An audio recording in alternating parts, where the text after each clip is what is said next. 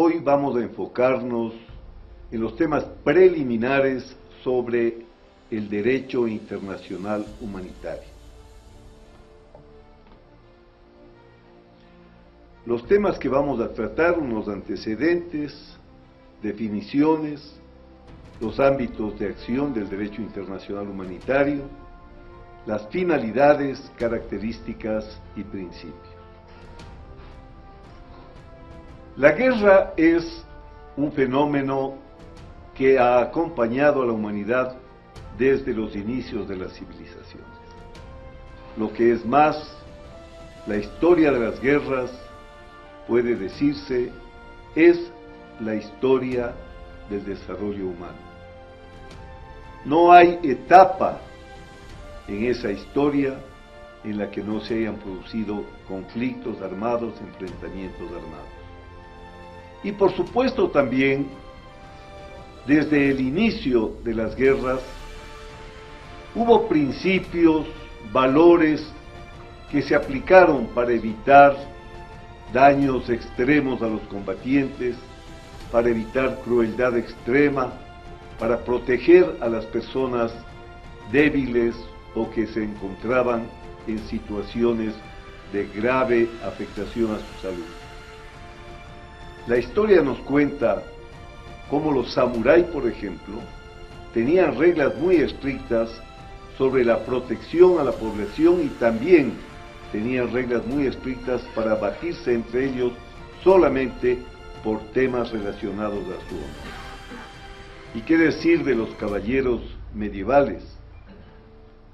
En la figura del Quijote observamos ese ser idealista que va por los caminos de España, defendiendo a los débiles, protegiendo a los desvalidos.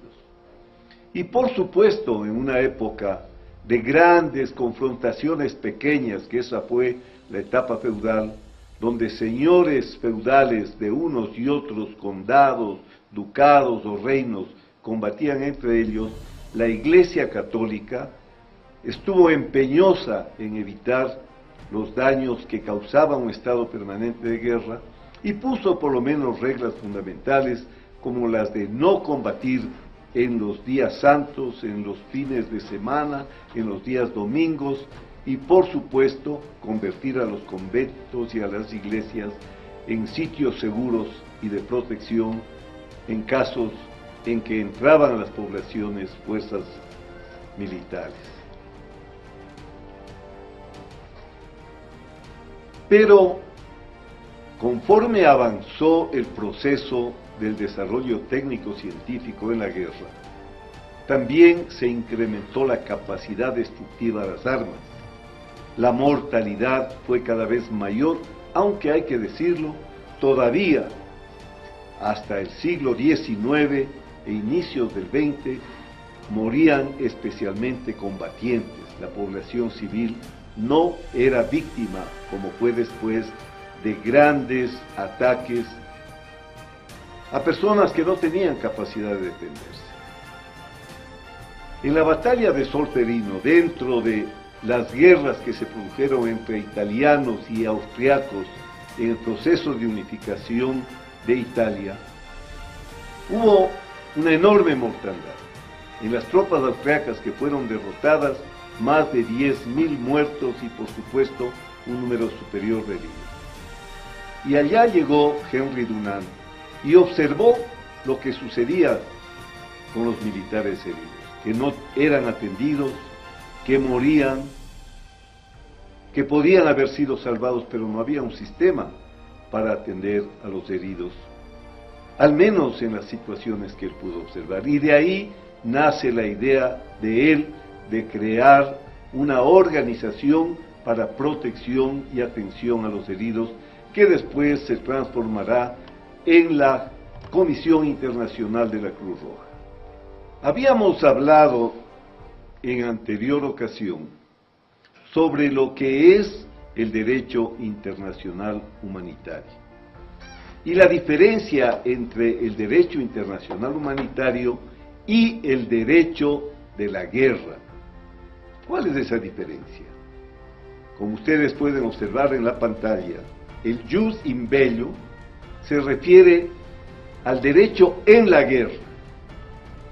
No importa quién es el agresor, quién es el agredido, se trata de proteger a las personas, proteger a los civiles que no participan en la guerra, a las personas heridas en el derecho del mar, a los náufragos, a los enfermos, en fin, proteger al ser humano para que la guerra, que es cruel por su propia naturaleza, no afecte de manera dramática e innecesaria a quienes no participan en la guerra o a quienes dejaron de participar en la guerra. En cambio, jus ad bellum se refiere a las reglas internacionales que prohíben la guerra para solución de los conflictos, excepto en los casos en los que se puede demostrar el derecho a la legítima defensa. Tema que es, por supuesto, complejo. En las guerras, ustedes observarán, en el Ecuador mismo lo han podido ver, el 81, el 95, tanto el Ecuador como el Perú decíamos y decían que el agresor era el país contrario. De manera que esa es una diferencia importante que se debe registrar, porque estamos hablando del derecho para las personas, para los seres humanos, que después se ampliará también a los bienes culturales y a los derechos de la naturaleza. Igual que el derecho interno, el derecho internacional tiene sus fuentes. Las fuentes más importantes en el derecho internacional son los tratados. Había explicado yo con anterioridad que el derecho internacional es un derecho convencional, que no hay un legislador, que los estados se ponen de acuerdo, y se llama convencional por eso, porque firma usted y se adhiere a una convención. Hablábamos, por ejemplo, de la Convención del Mar, y decíamos que solamente el momento que el Ecuador se adhirió a esa convención, esas normas pasaban a ser parte inclusive del derecho interno. Entonces, los tratados son la fuente más importante, pero también, como en toda forma de derecho, la costumbre internacional, los principios generales del derecho, por ejemplo, la no agresión de un país a otro es un principio general del derecho, y unas fuentes complementarias como las decisiones de los jueces de los tribunales internacionales, que marcan lo que se denomina jurisprudencia, y la doctrina de los grandes tratadistas, de los grandes publicistas. En el caso del derecho internacional humanitario, también existen las fuentes. Hay dos sistemas, habíamos hablado del sistema de Ginebra y del sistema de La Haya. Veamos cuáles son las fuentes del derecho internacional humanitario desde las dos vertientes. En el caso de Ginebra, evidentemente, los convenios, los 4 convenios que se refieren, el primero a heridos en la guerra terrestre, el segundo incluyendo heridos, enfermos y náufragos en la guerra naval, el tercero dedicado a los prisioneros de guerra y el cuarto a los civiles. El derecho es dinámico, el derecho acompaña el avance de la sociedad, y ustedes van a observar cómo después de cada guerra van incluyéndose nuevos elementos en el sistema global del derecho internacional humanitario. Además, en el sistema de Ginebra están, y como piezas importantísimas, los 2 protocolos adicionales, el uno para las guerras entre estados y el otro para las guerras al interior de los estados. El artículo 3 común, que hace parte de los 2 protocolos, precisamente nació después de la Guerra Civil Española. Los horrores que se produjeron en esa guerra civil hicieron notar a los juristas, a los políticos, que no solo en las guerras internacionales existía esta posibilidad de crueldad extrema, de daño extremo, y por eso se incluyó también este tema.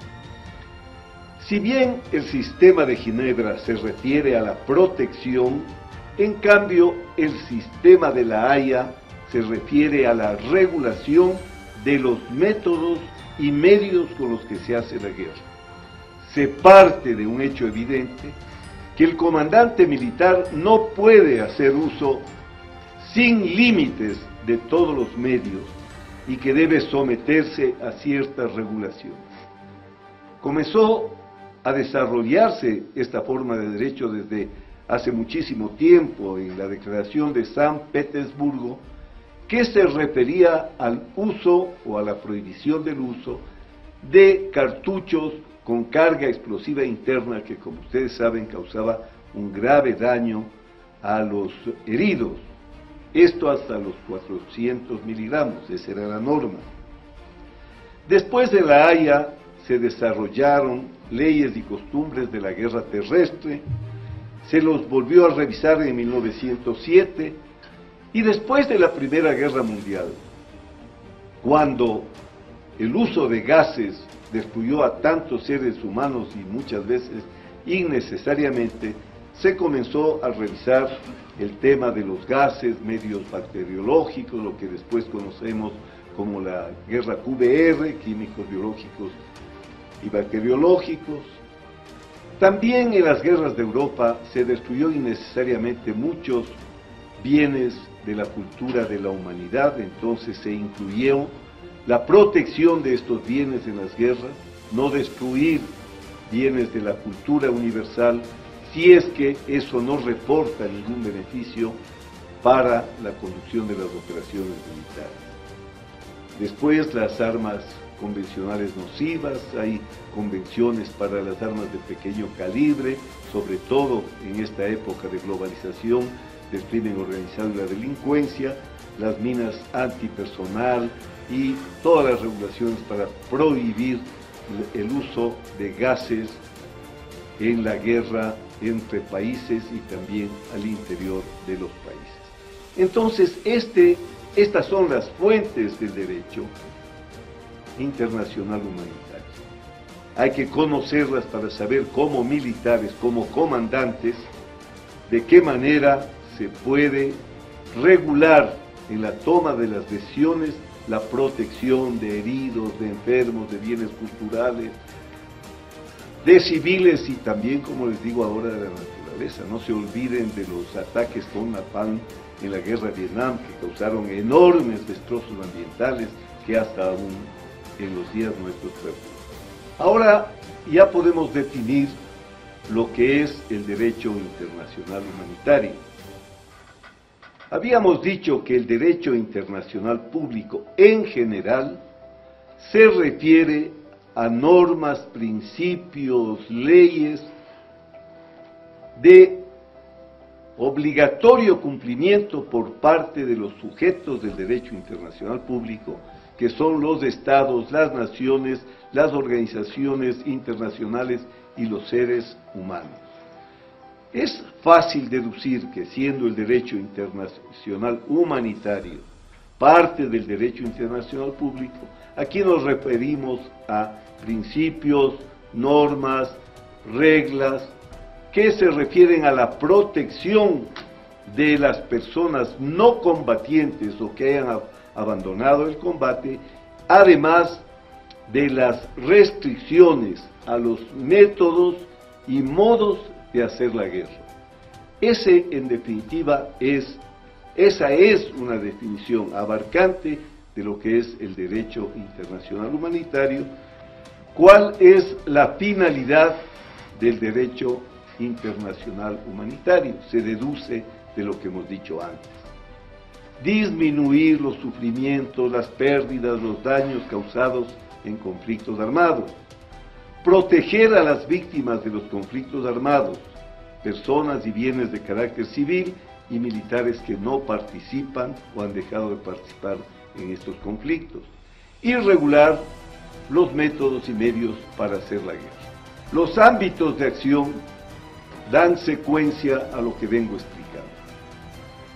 están relacionadas las normas del derecho internacional comunitario a proteger a heridos, a prohibiciones sobre atacar a ambulancias, a médicos, a enfermeros. Es un tema muy importante, pero por supuesto, y se ha producido en las guerras el hecho de que se disfrace un ataque, por ejemplo, utilizando ambulancias o personal de sanidad que no era tal. En esos casos está violando esta parte el derecho internacional humanitario. Prohibido atacar a los enfermos y considerar a los hospitales como un bien protegido. Los hospitales no pueden ser atacados ni en confrontaciones internacionales, ni mucho menos en confrontaciones y conflictos internos. Ahora, también el derecho internacional humanitario se refiere a los servicios sanitarios. ¿Qué deberes tienen los médicos, los hospitales, las enfermeras? Asistencia humanitaria, no discriminar por ninguna causa. El médico militar en campaña tiene que atender por la gravedad del caso a enemigos y amigos. Así está prescrito en el derecho, dar prioridad a la asistencia médica y, por supuesto, un sentimiento fundamental en situaciones trágicas como las de la guerra, que es la solidaridad. ¿Cuáles son las características del derecho internacional humanitario? En primer lugar, ya hemos explicado reiteradamente que es parte del derecho internacional público, que rige las relaciones entre estados durante el conflicto. Insisto, no se refiere a las causas del conflicto, a quién tiene la razón, a quién se califica como agresor o no, se refiere a buscar el daño menor para los seres humanos, especialmente heridos, enfermos, personas civiles, personas de los servicios de sanidad y por supuesto bienes culturales y también la naturaleza. Impone obligaciones, como todo derecho, a las personas, en este caso especialmente a los militares y especialmente a los comandantes, a los que toman decisiones. En las apreciaciones, en el análisis de cursos de acción, hay que tomar en cuenta también este tipo de regulaciones. Si es que hay más de un curso de acción, obviamente se deberá optar por aquel que menores daños colaterales cause a la población civil. Por supuesto, no tiene como fin restar la eficiencia en la guerra. Ningún comandante se va a dejar atar de manos y perder una guerra por ninguna consideración. El derecho internacional humanitario lo que pretende es no impedir que se produzcan los hechos bélicos, sino evitar que se produzcan hechos bélicos innecesarios para el éxito de las operaciones causados por el uno o el otro bando.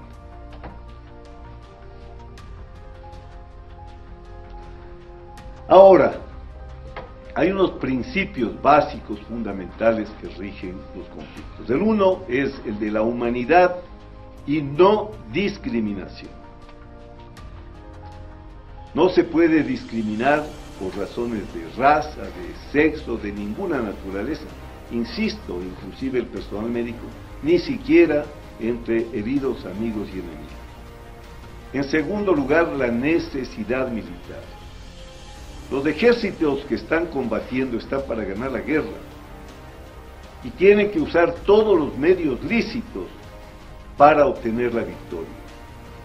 La necesidad militar, por supuesto, dentro del marco de la proporcionalidad y la distinción de lo que vamos a hablar más luego. La limitación, ya por el mismo desarrollo y la explicación que he dado, hay una gran cantidad de limitaciones que existen para el uso de las armas y para el empleo de las fuerzas. Un ejemplo patético para los ecuatorianos es el de las minas antipersonales. Sin las minas antipersonales, en la guerra del Cenepa no habríamos podido operar con suficiente protección y libertad de acción para derrotar al enemigo. Pues, como ustedes saben, después de la convención firmada en Ottawa, se prohíbe el uso, almacenamiento de armas de esta naturaleza, de minas antipersonales. ¿Y por qué pasa esto? Porque especialmente en la guerra interna, en las guerras tribales en el África, se sembraba de minas en vías por donde después pasaban niños a sus escuelas, en fin, causando grave daño a la población civil. El tema de las minas antipersonales ha sido largamente debatido porque para los ejércitos más débiles era un medio barato para poder proteger, sobre todo en la guerra defensiva, sus posiciones. Después la distinción, distinguir entre militares y civiles, entre militares heridos que han dejado de combatir y militares que están realizando operaciones de combate.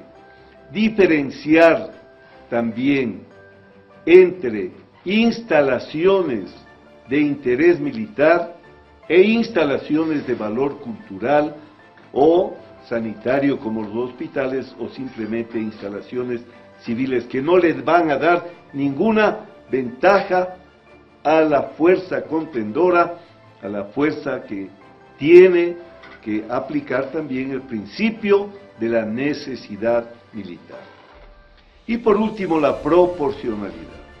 En el curso de acción que se adopte es importantísimo no usar más fuerza que la necesaria, evitar los daños colaterales a civiles, a instalaciones sanitarias, y por supuesto que haya una justa regulación entre el deber de ganar la guerra y el deber de respetar las normas del derecho internacional humanitario. ¿Cómo se aplica el derecho internacional humanitario? Y aquí estamos cumpliendo una de las tareas que tienen los estados, los deberes que tienen los estados, sobre cómo aplicar el derecho internacional humanitario.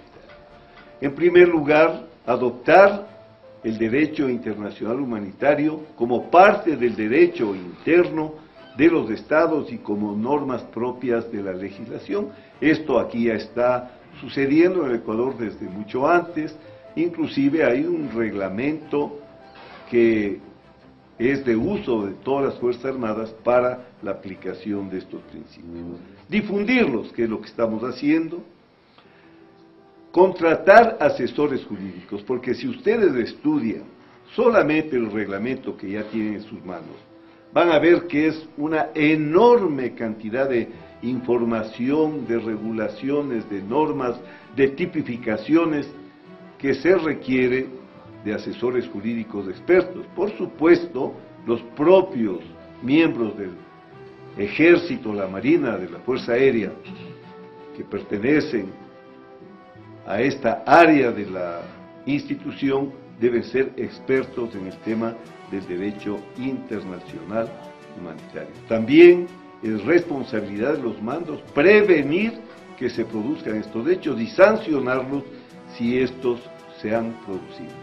Y lo que se ha hecho siempre, proteger los emblemas de la Cruz Roja, de la Media Luna Roja. Esto es una ambulancia con la Cruz Roja, una carpa con la Cruz Roja, deben estar al margen de las operaciones militares.